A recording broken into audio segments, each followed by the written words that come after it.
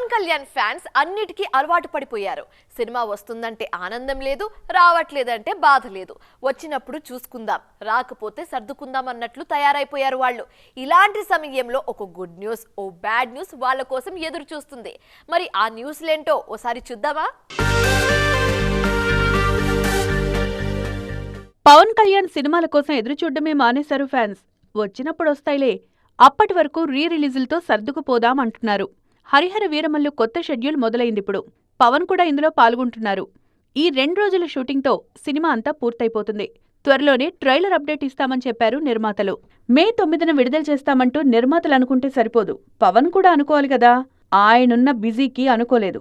దాంతో మరోసారి వాయిదా తప్పలేదు. నెక్స్ట్ షెడ్యూల్లో పవన్ పార్ట్ పూర్తి చేసి వీలైనంత త్వరగా సినిమా విడుదల చేయాలని చూస్తున్నారు దర్శక నిర్మాతలు. మరోవైపు ఫ్యాన్స్ కలలు కంటోన్న ఓజీకి మాత్రం ఇంకా టైం పట్టేలా ఉంది.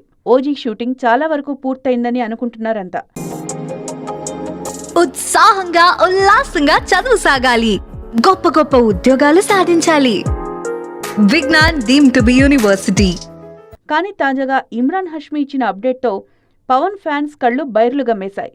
ఇప్పటి వరకు పవన్తో కాంబినేషన్ సీన్స్ షూటే చేయలేదని చెప్పారు ఈ నటుడు. మరో 2-3 నెలల్లో షూట్ చేస్తామంటున్నారు ఈయన. ఈ లెక్కన ఓజీ ఇప్పట్లో రానట్లే. పోనీలే, ఓజీ రాకపోయినా వీరమల్లు వస్తే అదే 10,000 అంటున్నారు ఫ్యాన్స్.